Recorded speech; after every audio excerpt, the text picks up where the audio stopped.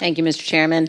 Thank you very much, Ms. Secretary. Mr. Chairman, Mr. Secretary, we're hearing reports that as the United States is prepared to sign a deal with Taliban shortly, that deal may in fact include secret annexes or side deals. Will you give assurances to this committee and make a commitment that any deal the United States enters into with the Taliban will be made public in its entirety? I'm not aware of that per se. I know we're trying to get folks in the brief in the coming days here, but I'm not aware of that. I would defer to the State Department in terms of.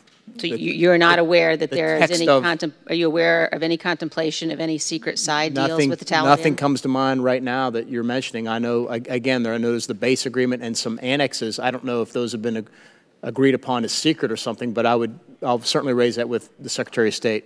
Thank you, Mr. Secretary. We'll be raising it as well. I think it's crucial that the United States not go down the path that we saw, and frankly, the Secretary of State was so effective in with respect to the Iranian nuclear deal in uncovering secret annexes and side deals with respect to Iran.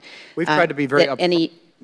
Any deal that the United States would contemplate entering into with the Taliban should be made public in its entirety. General Milley, on this same topic, we've also seen reports that one of these secret annexes may in fact include some plan for counterterrorism cooperation, for some sort of a center for counterterrorism cooperation with the Taliban. Will you give the committee your assurance that you recognize the lunacy of pretending that the Taliban is a partner for counterterrorism cooperation and that there will be no center for counterterrorism cooperation between the United States and the Taliban? I'll be candid. You're quoting things that I haven't seen. So, as the chairman of the Joint Chiefs of Staff, I will take a rigorous look at whatever annexes are out there, and I have very, very strong feelings and opinions and lots of experience in Afghanistan with the Taliban. So I do give you my commitment that I'm going to give all of this a hard look. I am not aware of anything that you just described. I'm not even aware of it. Is it your best military advice, Chairman Milley, that the Taliban is not an effective partner for counterterrorism? I would, I mean, here's my view on the whole thing, from big to small, I suppose. We've been in a military stalemate for several years. We're not going to defeat the Taliban militarily, and they're not going to defeat the government of Afghanistan militarily. So the only responsible way to end this thing is through a negotiated settlement, and that's what's happening right now with this reduction in violence, and I support that 100%, and I support signing a peace agreement with the Taliban, fully recognizing what the Taliban is all about.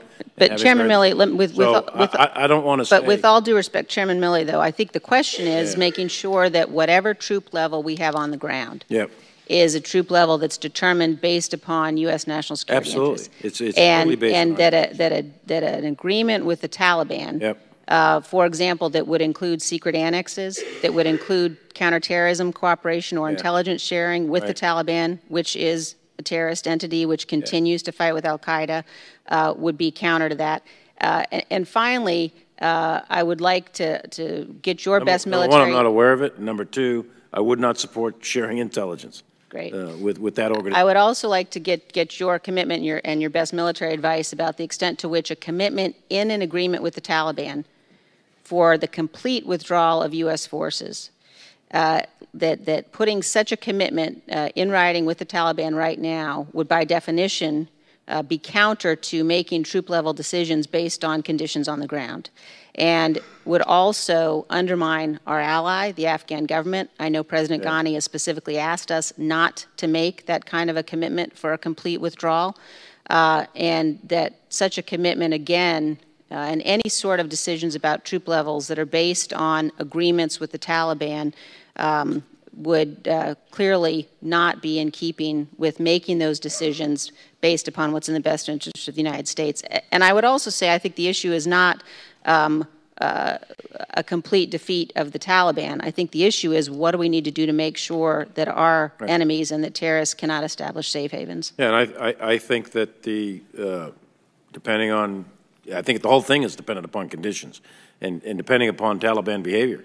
And if the Taliban do not agree to continued reduction in violence and so on, then I think we're in a different place. But right now, things are looking good as of today, so we're going to see. It's conditions-based.